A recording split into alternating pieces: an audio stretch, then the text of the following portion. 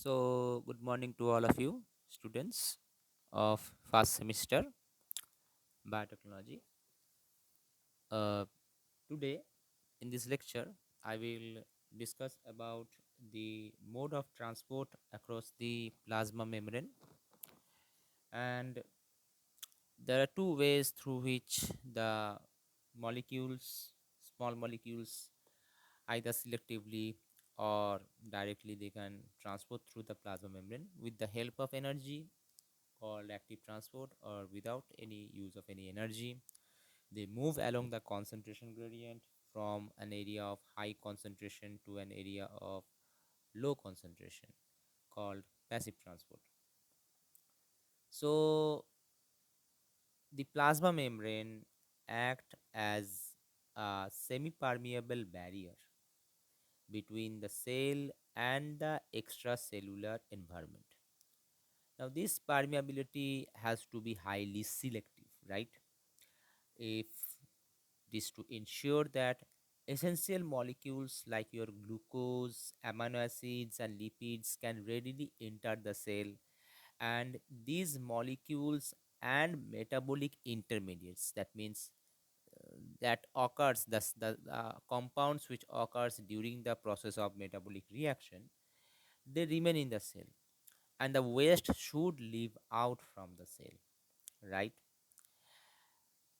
So the selective permeability of plasma membrane, the selective permeability of plasma membrane will allow the cell to maintain a constant internal environment, right? It allows a cell to maintain a constant internal environment, right? So to maintain that constant internal environment, so all type of the cell, in all type of these cells, there will be a difference in their ionic concentration with your in the extracellular medium. If you compare in this table, if you see in this table, what you can see, what you can see is these are the different components which are present: cations, some anions. Okay, and here it shows the intracellular concentration. That means within the cell, what is the concentration of these cations, what is the concentration of these anions, and outside the cell, that means in the extracellular concentration, what is the concentration of these cations and anions outside the cell. So you can see here clearly that all types of cell, there is a difference in the ionic concentration compared with the extracellular medium, like for instance sodium, like for instance sodium, it has 5 to 15 millimolar concentration inside the cell, whereas outside the cell there is pretty much higher, 145 millimolar concentration. So if it is a passive transport, there will be entering of sodium ions from outside the cell, because at outside there is high concentration of sodium. Well, but it transport mainly by active transport against the concentration gradient. You will see later on. Potassium, you see potassium 140. It has 140 millimole concentration inside the cell, whereas outside the cell there is very low. So inside the cell there will be a high potassium concentration and a low sodium concentration, and for this they maintain with the help of sodium potassium ATPase. They maintain sodium potassium ATPase. Sodium potassium ATPase is a pump which, with the help of active transport, they transport the sodium out from the cell and allows the potassium to enter inside the cell against the concentration gradient. Then you can see magnesium, their concentration, you see inside there is pretty much high magnesium concentration, outside there is low per magnesium concentration. Even the protons, the H plus ions, okay, you can see so much. So they maintain a stable environment here also.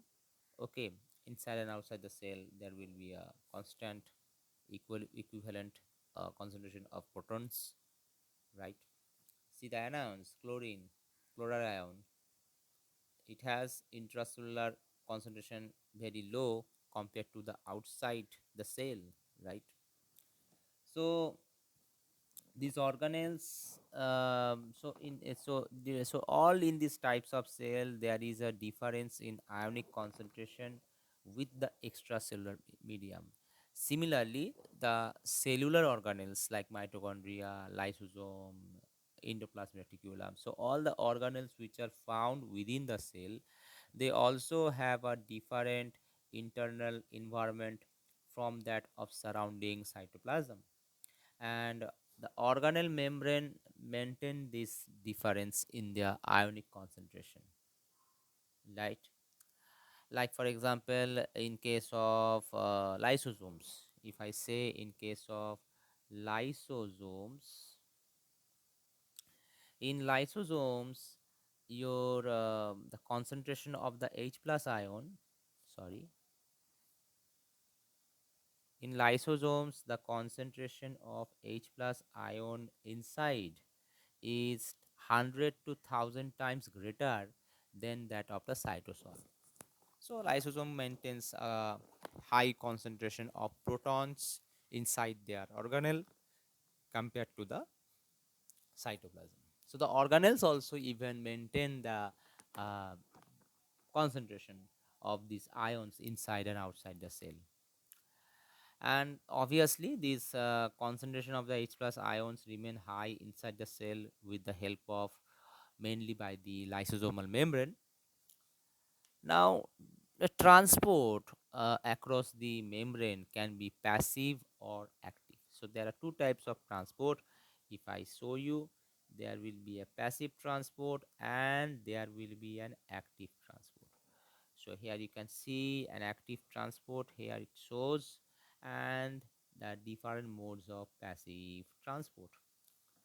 So transport across the membrane may be passive transport or active transport, and it occurs with the help of your phospholipid bilayer or by the help of specific integral proteins. You can see these are called integral proteins, called as transport proteins, also called as permease.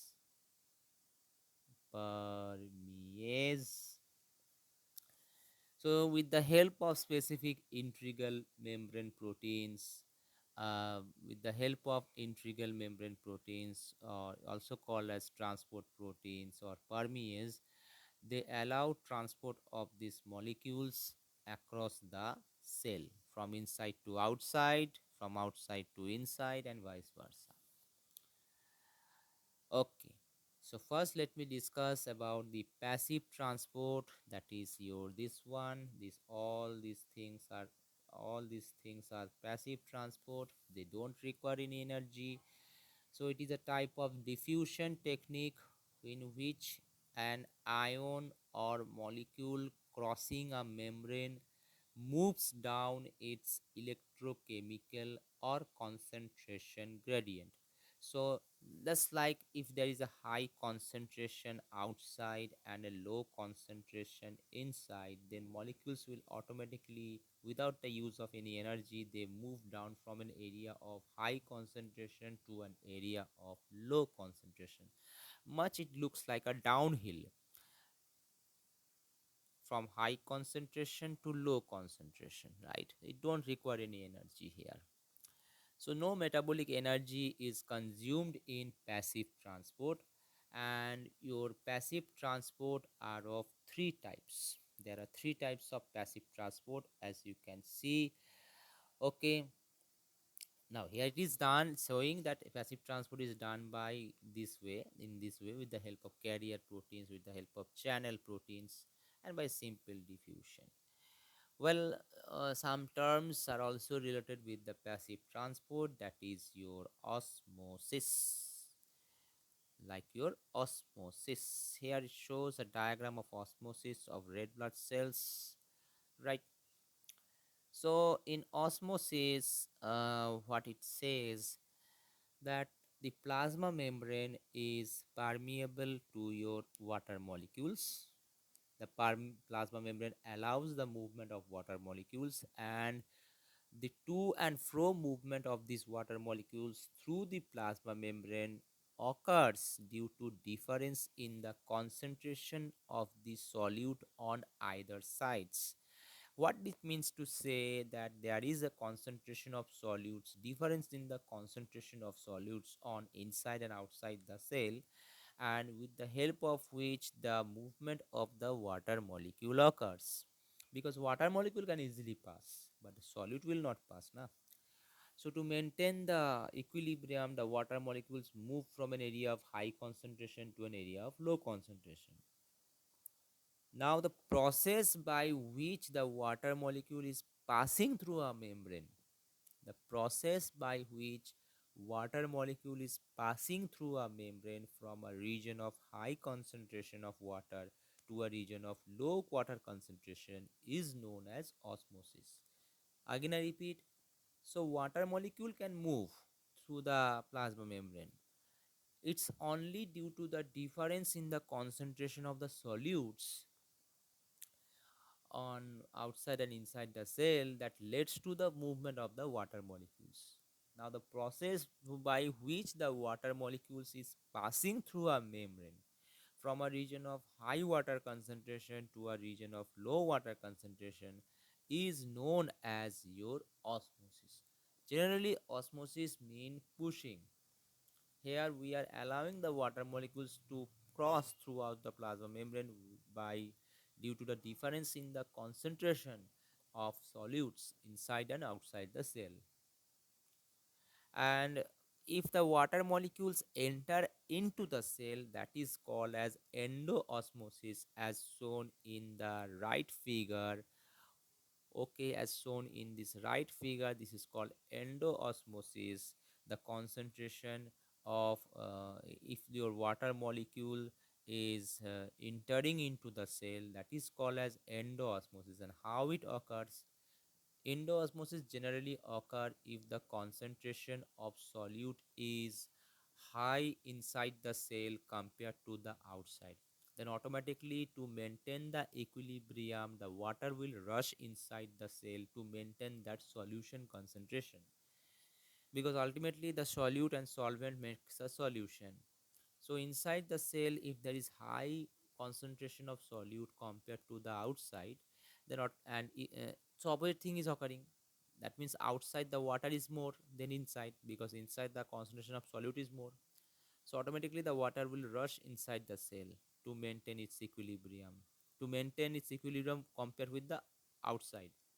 That is called endoosmosis. Now, if the reverse thing occurs, that means if the concentration of the water inside the cell is higher than outside the cell, then water will rush outside.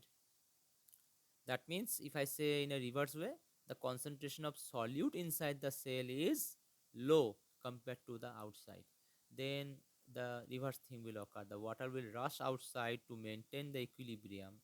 That is called as exoosmosis. Now, in plant cells, due to excessive exoosmosis, the cytoplasm along with the plasma membrane shrink away from the cell wall, and this process is called plasmolysis. Now, if I show the diagram of a plant cell, if they do endoosmosis, what it will look like? It will look like this. So in plasmolysis, what happened? This is the cell wall, this is your cell wall, and inside this is your cytoplasm, where the white one is your vacuole. Plants have a large vacuole, we know. Now, when we do exoosmosis, the water rush outside, right? The water rush outside, because outside the concentration of water is low, inside is high.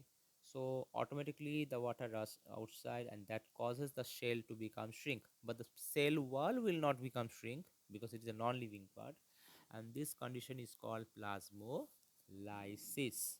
So due to excessive exoosmosis, the water rush outside the cell.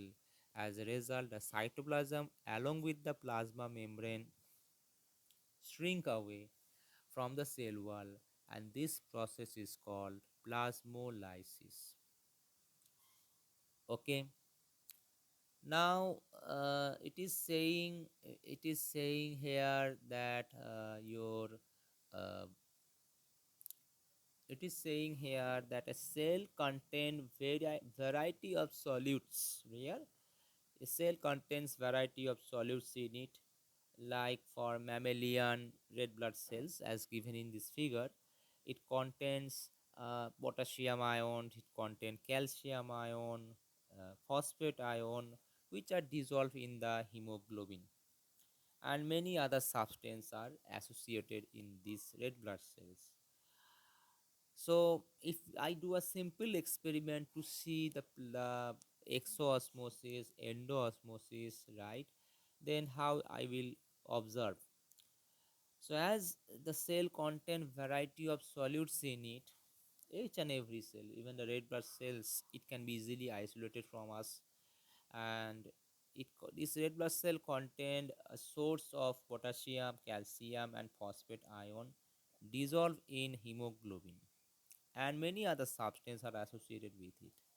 So if that red blood cell is placed in 0.9% of sodium chloride solution, so if I place these red blood cells in 0.9% of sodium chloride solution, then what happens? It will neither shrink nor swell. Why?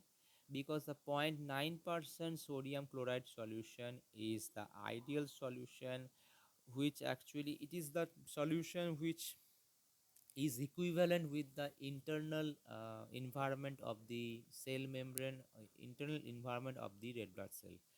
So that's why when the red blood cells are actually placed in 0.9% of sodium chloride, it will neither shrink nor swell.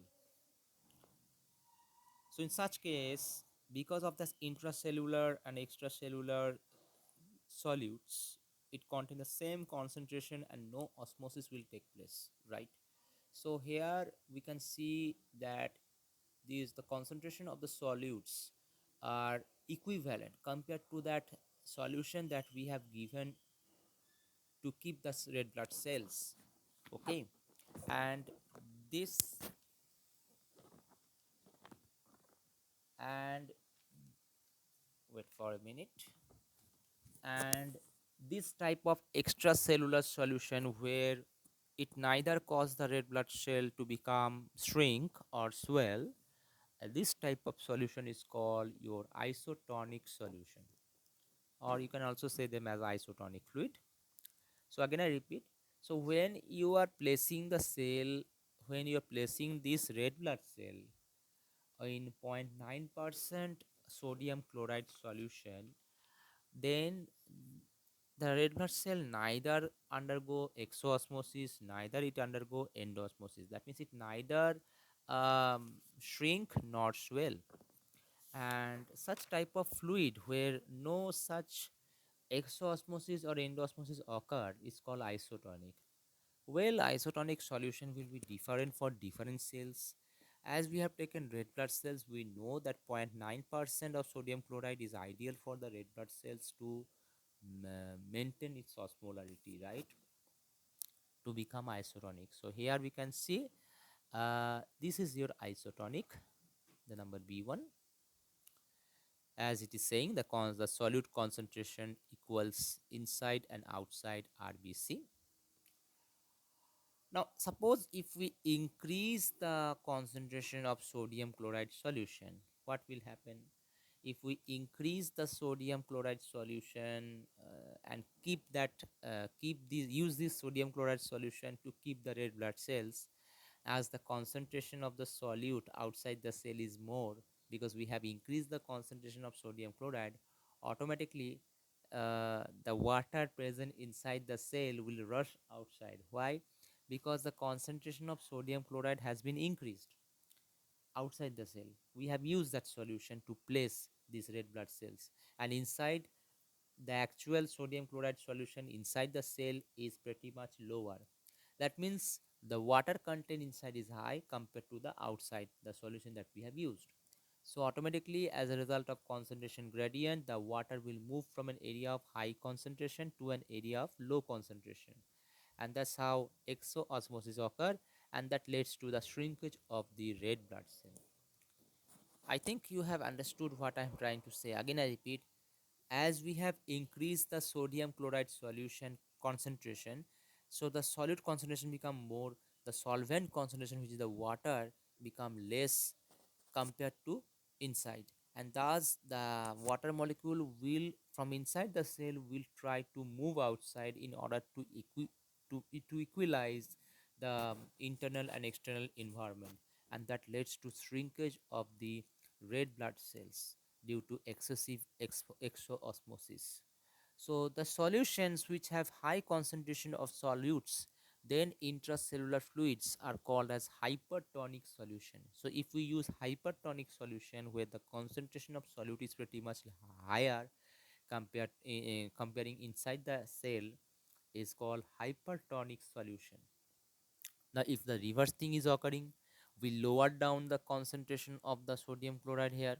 So further, if the concentration of the sodium chloride decreases below 0.9%, then automatically the red blood cells will take up the water and will swell up due to endoosmosis. Okay, so such type of solution where the concentration of your sodium chloride, or better to say where the concentration of the solute is much less compared to inside the cell, is called hypotonic solution, because it makes the uh, red blood cell here looks swelling up, because as the concentration we have lowered down, so much water is found outside the cell compared to inside, and water will automatically move from outside the cell to inside the cell to maintain its equilibrium, and that makes the red blood cell swell up. So I think you have understood about the about the isotonic, then hypertonic and hypotonic. In isotonic, the concentration of the solute is equal to the inside the cell. That's why the water is steadily maintained the osmolarity. In hypertonic, the concentration of the solute will be much higher than out inside the cell. Why the concentration of solute is higher outside the cell? Because we have increased the concentration, and that's why the water will inside the cell will try to equalize its concentration, maintain its concentration, so that the water molecules will move from an area of high concentration to low concentration, that means from inside to outside. That leads to your exoosmosis, and this type of solution is called hypertonic solution. Whereas in hypotonic solution, the concentration of solute we have decreased. That's why the concentration of solute, as it is decreased compared to inside the cell, so automatically the water outside the cell is much higher than inside the cell. The water will move inside and makes the cell swell up, and this causes endosmosis, and such type of solution is called hypotonic solution. Okay, so now due to this endoosmosis and exoosmosis, the water molecules will come in and go out of the cell, and the amount of water which is present inside the cell makes some pressure, and that pressure is called hydrostatic pressure. Again, I repeat, the amount of water present inside the cell, it creates a pressure. That pressure is called your hydrostatic pressure. Now the hydrostatic pressure which caused by the osmosis is known as osmotic pressure. The hydrostatic pressure which is caused by due to the osmosis phenomenon is called osmotic pressure, and plasma membrane maintains the balance between the osmotic pressure of intracellular and intercellular fluids. Intracellular means inside the cell, the concentration inside the cell, and intercellular means between the cells, right? The fluids which are maintained between the cell has to be maintained. That osmotic pressure has to be maintained compared to inside the cell. And that's why this type of event occurs, exosmosis, endosmosis, if the concentration gets hampered, right? Because they have to maintain a constant pressure called hydrostatic pressure. And this hydrostatic pressure caused by osmosis is called osmotic pressure. Okay, I think you have understood what I have tried to say. Next is your simple diffusion. Simple diffusion, as you can see, it does not needs anything. In simple diffusion, your transport across plasma membrane is uh, unaided. Unaided means the molecules like your oxygen, carbon dioxide, and small molecules like ethanol can enter the cell by crossing the plasma membrane directly without the help of any integral protein, without the help of any permease or integral membrane protein. Directly, these molecules pass. Now, during simple diffusion, a small molecule in the aqueous solution dissolve into this phospholipid bilayer, crosses it, and then dissolve into the aqueous solution on the opposite side. Here, no specificity occurs. There is no specificity that which molecules will transport. It has not been said, right? Well, specificity occurs during your carrier mediated diffusion, then your channel mediated diffusion, or in active transport also you will see specificity. But in simple diffusion, there is no such specificity. Simply, during simple diffusion, a small molecule in the aqueous solution will dissolve into that phospholipid bilayer, crosses it, and dissolve into the aqueous solution of the opposite side. There is no specificity in this process, and the relative rate of diffusion of the molecule across the phospholipid bilayer will be directly proportional to the concentration gradient of the membrane. It simply means that the rate of speed of the diffusion depends on what is the difference in the concentration gradient. If there is too much high concentration outside than inside, then rapid diffusion will take place. If there is low high concentration and if the difference between the concentration across the cell is low, then less diffusion will occur. Okay, if the difference between the concentration gradient is too much high, that means suppose there is too much high concentration outside the cell and there is too much low concentration inside the cell, then rapid diffusion will take place. So it simply means that the rate of diffusion of the molecules of along the across the phospholipid bilayer will be proportional to the concentration gradient across the membrane. Now let us see the facilitated diffusion now. Well, facilitated diffusion is facilitated with help by specific proteins known as permeases, which facilitates the crossing. Like your simple diffusion, facilitated diffusion also don't require any energy. They don't require any metabolic energy, and it occurs in the direction of concentration gradient. Facilitated diffusion is characterized by some special features, like in facilitated diffusion the rate of transport across the membrane is far greater than it would be from a simple diffusion, because this is specific. Facilitated diffusion is highly specific.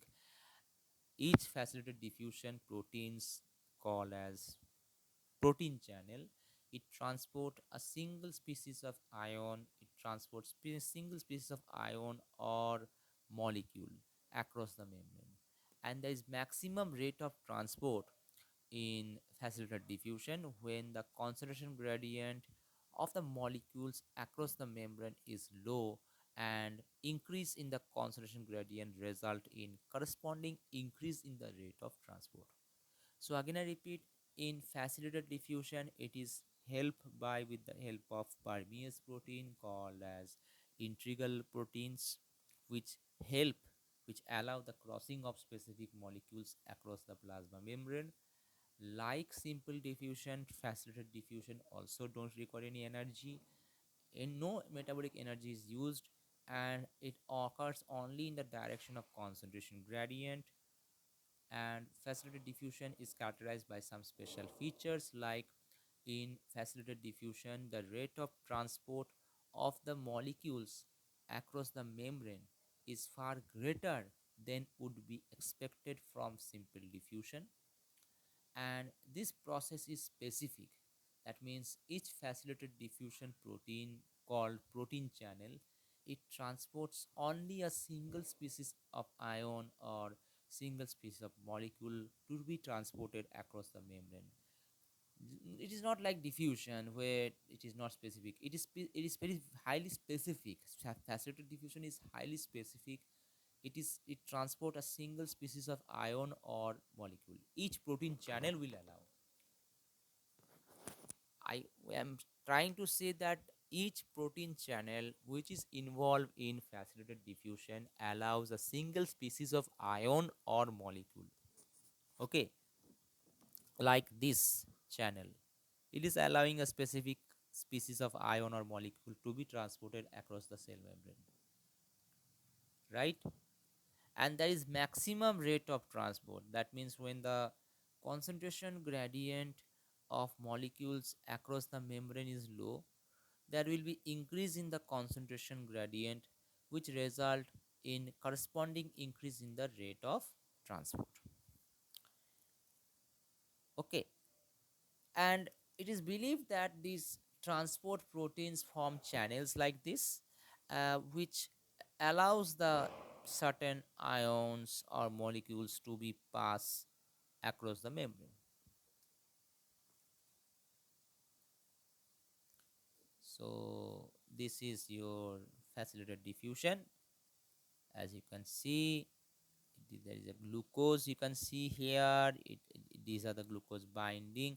So this is the carrier protein where the glucose molecule bind here, that causes change in the conformation, change in the shape of this carrier protein, and that allows the glucose molecule to be transported across the membrane, and again it comes back to its original form.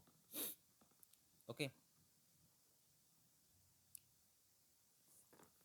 now there are various example of facilitated diffusion, and one of the example that can I say, two examples I'm mentioning here. Best example about the facilitated diffusion is your the calcium ion channels and the dehexospermease of your red blood cell. Now, in calcium ion channels, the first one that I am trying to say, it occurs in the axonal membranes. Axonal membranes found in your neurons, in your nerve cells, which allows for the entry of calcium ions in the cell. Calcium ions have a fundamental role in many cellular activities like in exocytosis, secretion, cell motility, cell growth, fertilization, and cell division. Now, in neuronal membrane, there are various number of calcium channels which are driven by the membrane potential and are essential for the release of your neurotransmitters, which are essential for our nerve to nerve connections, which are essential for our transmitting the information. Okay, like acetylcholine, it is a neurotransmitter. So I mean, it means to say here that nerve cells have various number of calcium channels, and they are moving across the cell membrane with the help of facilitated diffusion, with the help of facilitated transport. Okay, and calcium have many fundamental roles like your exocytosis, means to remove the waste out from the cell, endocytosis, entering of substance into the cell, secretion, release of some essential molecules from inside to outside the cell, cell motility, cell growth, fertilization, and cell division. Let us see the next example of your facilitated diffusion. The next example of facilitated diffusion is your dihexospermiase of red blood cells.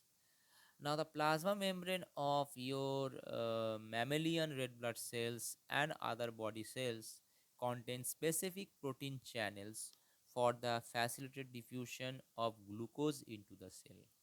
So again I repeat, plasma membrane of the mammalian red blood cell and other body cells contain some specific channel proteins which allows for the transport of glucose into the cell. And these channel proteins are called as glucose transporter or glucose permease, also called as dihexospermiase. Now, after the glucose is transported to the red blood site, after after glucose is transported into the red blood cell, it is that glucose is rapidly phosphorylated.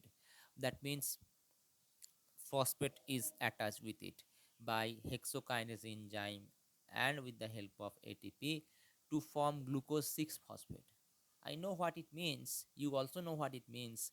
They enters into the glycolysis now. So after glucose is transported by the glucose permease, or you can say dehexospermiase, by the red blood cell, that glucose will be rapidly phosphorylated by hexokinase enzyme to form glucose 6 phosphate. And once the glucose is phosphorylated, glucose will no longer leave the cell, right? The glucose remain in that inside the cell once it phosphorylated. That means after glucose 6 phosphate it becomes fructose 6 phosphate, right? In glycolysis steps you have studied in your class 12, right? And once it is phosphorylated, the glucose will no longer leave the cell. Moreover, the concentration of simple glucose is lowered because the glucose has been converted into glucose 6 phosphate. Now the concentration of the normal glucose is lowered. As a result, concentration gradient of glucose around the membrane increased and allows facilitated diffusion to continue to import the glucose. So again I repeat, glucose with the help of glucose transporters, or you can say dehexospermiase, allows the transport of glucose across the cell membrane. Now when it is transported inside the cell, it is rapidly phosphorylated to form glucose 6 phosphate as done by the hexokinase. Now, once the glucose is phosphorylated, glucose cannot leave the cell, and thus the concentration of simple glucose concentration has been lowered because glucose has now converted into glucose 6 phosphate. So, the simple concentration of glucose has been lowered inside the cell. So, as a result of facilitated diffusion, the concentration gradient of the glucose across the membrane is increased and allowing the facilitated diffusion to continue importing the glucose into the cell. Okay, and since no cellular membranes contain any permease for facilitated diffusion of phosphorylated compounds, that means here the glucose 6 phosphate has no such specific proteins to be transported outside the cell. So a cell can retain, it can keep any type of molecule by phosphorylating them. Phosphorylation, that's why it is done. Phosphorylation is done actually to keep the cell, to keep that component inside the cell. So when glucose is converted into glucose 6 phosphate, it remains inside the cell because there is no such specific permease protein to be transported outside the cell for glucose 6 phosphate, right? Now, normally the dehexospermiase, or you can say glucose permease, most probably operates uh, by binding with the glucose in the following way.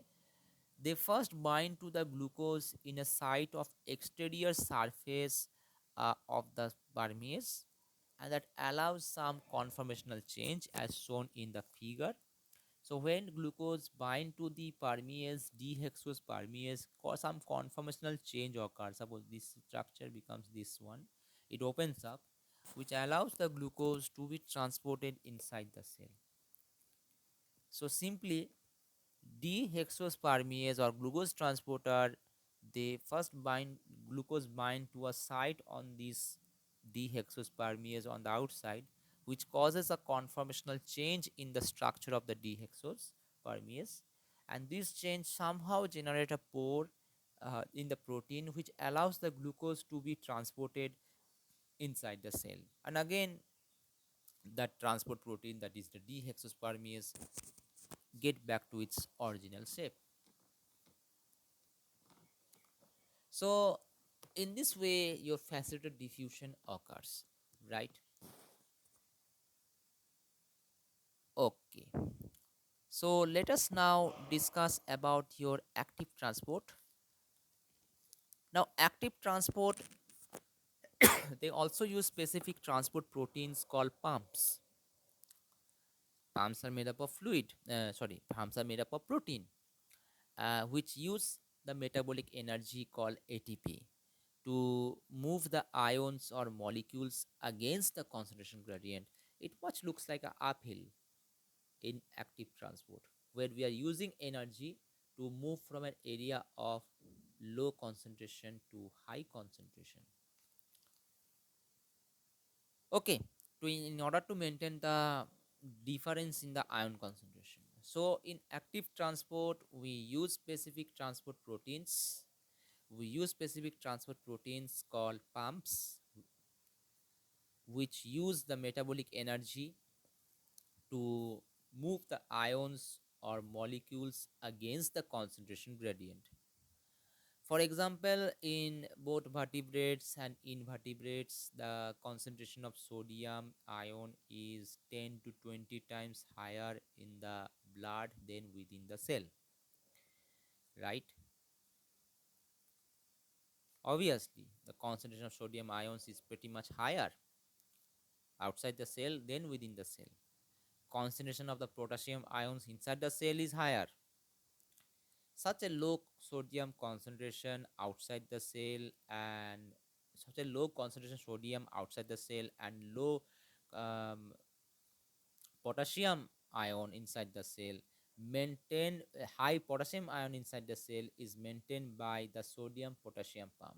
I have shown you this chart where you can see the concentration of sodium, the concentration of sodium inside the cell is low compared to outside, whereas concentration of potassium ion is pretty much higher than outside the cell.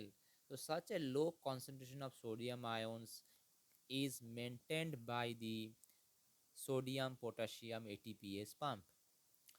And there are different types of pumps for different types of ions or molecules, like there is calcium pump, there is proton pump, etc.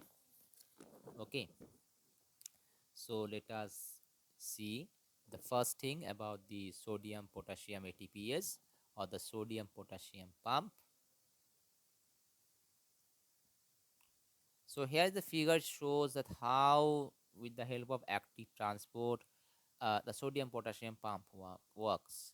So this sodium potassium pump is an ion pump, or it is also called as cation exchange pump, because here we are exchanging the protons, sorry, here we are exchanging the potassium ions and sodium ions. Both are cation, both are positively charged ion, and the exchange of potassium and sodium occurs with the help of energy of one ATP molecule to export they are exporting three sodium ions outside the cell in exchange of the input of two potassium ions inside the cell.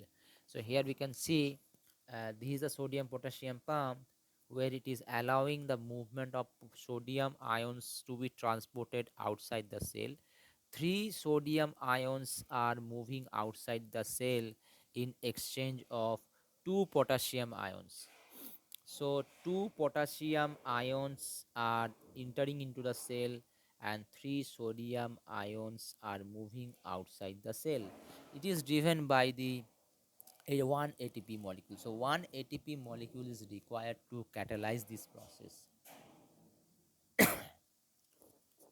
Now this sodium potassium pump as it is allowing the movement of three sodium ions outside the cell in exchange of two potassium ions to maintain that concentration.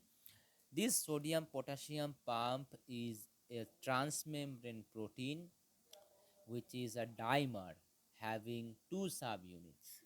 Okay, sodium potassium pump ATPase, it is a transmembrane protein. It is dimer, that means it is made up of two subunits, which has not been shown here. I have just shown the diagram shows just a function of the sodium potassium pump, which is allowing the movement of sodium ions. Three sodium ions is moving outside the cell to maintain a high concentration of sodium outside and allowing movement of the potassium ion inside the cell, maintaining a high concentration of potassium inside the cell. So this sodium potassium pump is made up of two subunits, the large subunit and the small subunit. The small subunit is a glycoprotein which have a unknown function. Okay, it has not known that what is the function of the small subunit of sodium potassium ATPase, whereas the large subunit of sodium potassium pump, it performs the actual function of cation transport. The large subunit performs the actual transport. It has three sites on its extra cytoplasmic surface. Normally it has three sites, so the large subunit of sodium potassium pump has three sites, which allows for the transport of the ions across the cell. Two sites are for binding of potassium ion and one site for an inhibitor protein known as OABN. OABN is an inhibitor protein actually. Now on its cytosolic site, the large subunit have three sites for three sodium ions to bind, and also has one catalytic site for an ATP molecule. Again I repeat, if we have confused this part, I'm trying to repeat this one. So the large subunit of sodium potassium ATPase perform the main function of cation transport. The small subunit has an unknown function. Large subunit on its extra cytoplasmic surface. Okay, on the extra cytoplasmic surface, that means on the outside the the outside the cell. On outside the cell, this protein large subunit of sodium potassium ATPase have three sites: two binding sites for the potassium ions and one for the binding site of an inhibitor called OABN. Now, on its cytosolic side, that means inside the cell, on the cytosolic side, this same large subunit of sodium potassium ATPase has three binding sites for sodium ions and has also one catalytic site for an ATP molecule. Now, it is believed that the hydrolysis of one ATP molecule somehow cause a change in the conformation, change in the structure of the sodium potassium ATPase, which allows the pump to transport that three sodium ions out and two potassium ion inside the cell. So somehow you can see the sodium, it has on its cytosolic surface, it has three binding sites for the sodium ion, and on the cytosolic side there is a on the extra cytoplasmic surface there is two potassium ions outside the cell, which has not been shown here. It has shown just step by step. So when hydrolysis of an ATP molecule occur, somehow there will be a conformational change in the structure of this sodium potassium ATPase, which allows the pump to transport your three sodium ions outside and two potassium ion inside the cell. And conformational change means that change in the structure. It somehow reverts, makes that sodium ion outside the cell and allows the potassium ion inside the cell. Okay, and is driven by hydrolysis of ATP. Okay, next is, so this is the main diagram of your sodium potassium ATPase. You can write this diagram, you can draw this diagram during your examination if this type of question comes. So how it is allowing the transport of the potassium ion inside and allowing the sodium ion outside. Okay, no conformational change in the structure has been shown, but it has shown directly that how it allows the transport, right? And shows the ATP that is phosphorylated into ATP and PI, which is the inorganic phosphate. And all are moving along against the concentration gradient. Okay.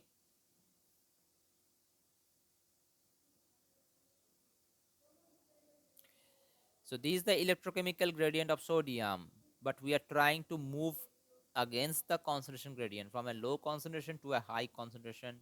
We are trying to maintain a high concentration of sodium ions outside the cell and a high concentration of potassium ions inside the cell. That's why we need energy. Next is your calcium ATPase. Now this diagram has not been shown here.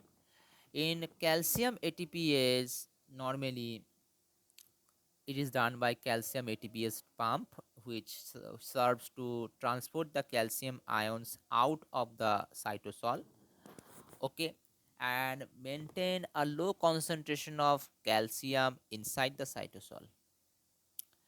Now, in some type of cells, such as red blood cells, the calcium pumps are located in the plasma membrane and functions to transport the calcium ions out of the cell, right? Now, there are some specific in muscle cells where the calcium ions are located inside the membranes of endoplasmic reticulum in muscle cell. So, in muscle cells, there are specific endoplasmic reticulum known as sarcoplasmic reticulum, sarcoplasmic reticulum.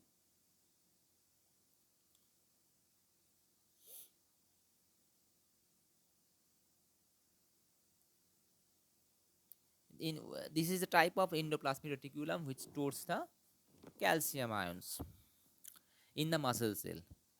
Now there is within the sarcoplasmic reticulum membrane there are calcium ATPase which transport the calcium from cytosol to the interior of the sarcoplasmic reticulum, thereby causing relaxation of the muscles.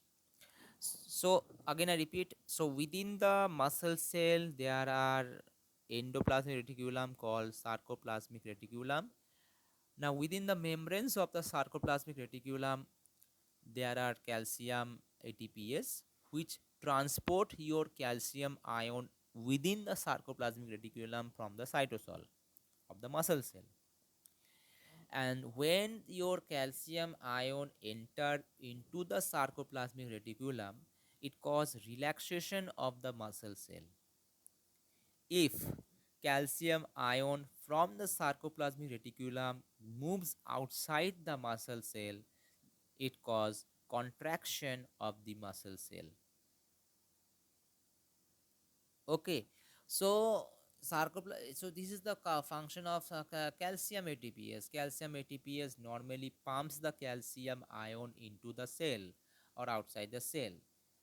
Okay, so normally, generally, if you see calcium ions are moved outside the cytosol to make a low concentration of calcium into the cell. If you see the table, you will able to imagine the thing.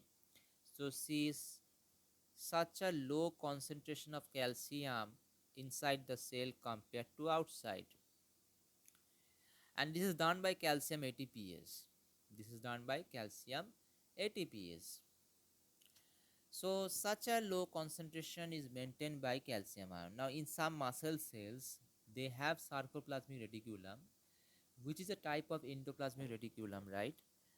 Now this within the sarcoplasmic reticulum, there is calcium calcium ATPase pump, which allows the sorry, which allows the movement of the calcium ion inside the sarcoplasmic reticulum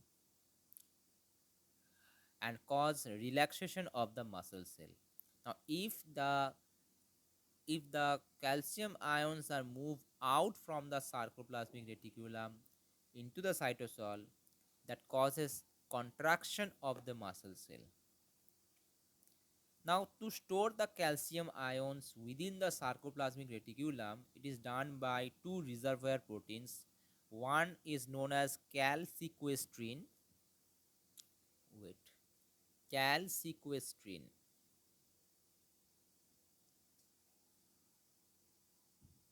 and calreticulin. There is also a high calcium affinity calcium binding protein. So it tries to stores the calcium ion within the sarcoplasmic reticulum, which is a type of endoplasmic reticulum found inside the muscle cell.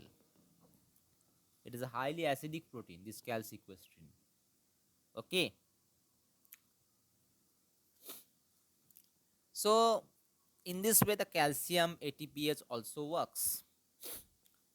Generally, in muscle cells, if you specifically in muscle cells, there are specific endoplasmic reticulum called sarcoplasmic reticulum, which stores the calcium ions inside the sarcoplasmic reticulum organelle, which causes the muscle cells to become relaxed.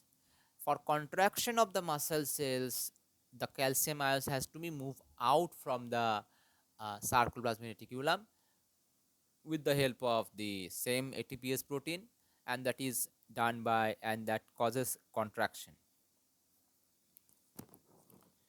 There are some also other pump also called as proton pump, where specifically if I see the proton pump, we have to see the organelle of lysosome, because lysosome maintains that proton pump. Lysosome maintains the proton concentration inside the cell to make the environment acidic inside the lysosome.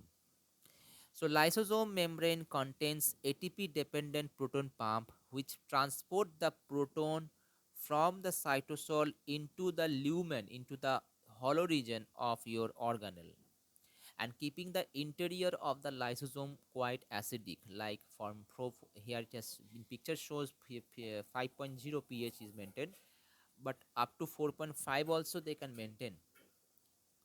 And outside the cytosol, like this environment outside the cytosol, the pH is almostly about 7.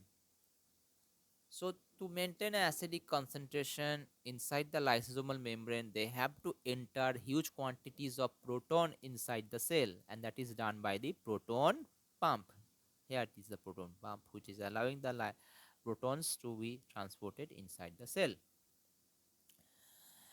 Now this proton pump also not only found only in my lysosome, but it is also found in mitochondria and chloroplast, where they participate in generation of ATP from ADP. There is also acidification of the mammalian stomach, right? Acidification of the mammalian stomach occurs due to the proton pump found in the parietal cell or oxyntic cell. Oxyntic cell. This oxyntic cell actually secretes the HCl or H plus Cl minus ion, and they are located ATP dependent proton pumps. So in the apical membrane of parietal cell or oxyntic cell, it secretes HCl or H plus Cl minus ion. They located the ATP dependent proton pumps. So proton pumps not only occur only in lysosomal membrane, but it also occurs in found in mitochondria, in chloroplast, where they participate in the generation of ATP from ADP. Okay, and in the parietal cell or oxyntic cell, which are found in the apical membrane of mammalian stomach, they secrete HCl or H plus Cl minus ions, and they are located ATP dependent proton pumps. Hydrolysis of ATP coupled with the transport of proton out of the cell, and HCl production thus involve three transport proteins: one anion exchange proteins, chloride permease, that is chloride channel, and ATP dependent proton pump. So if I see the HCl production in the mammalian stomach, it fully depends on three transport protein. One is a proton pump, which will transport the protons chloride permease will require, which chloride permease like facilitated diffusion. Chloride permease will allow the movement of the chloride molecule, Cl minus molecule, across the membrane, and an anion exchange protein is used, right? Okay, I hope you have understood what I have today I have discussed with you. uh, if you have any doubts regarding this no lectures today that I have said, you can ask me in the WhatsApp. So that's all for today's lecture.